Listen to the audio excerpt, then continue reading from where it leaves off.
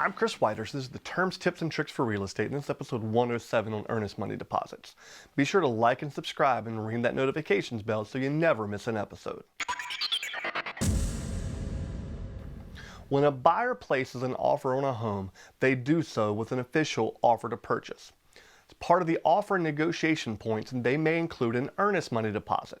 While this can be confused with the due diligence money deposit, they are very different items. This episode, we're going to explain what EMD really is and how it can impact your real estate deal. Earnest money is often part of the negotiations, and your EMD is a big part of that. The deposit is from the buyer and given to an escrow agent to hold until closing. The escrow is often an attorney, but it could be the firm or one of the agents. The EMD shows a good faith effort from the buyer that they are interested in the home and they're not just going around and putting in offers on multiple homes.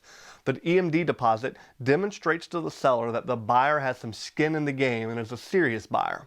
The earnest money is fully refundable up through the end of the due diligence period. We talked about this in last week's episode, so go back and check it if you missed it or need a quick refresher course on the subject. If the buyer backs out of the due diligence period, the buyer forfeits their earnest money and the money is released to the seller. The idea of losing money by the buyer is a big deal for most, and as we get closer to the end of the due diligence period, a great buyer's agent will ensure that they do all they can to protect that money for their client. This may include asking for extensions of the inspection period if there are still uncertain variables or issues within the home. Likewise, a great seller's agent is going to consider how the earnest money deposit can affect the deal. The sellers may request additional earnest money to extend the deadline or even ask for the due diligence money to pay directly to the sellers.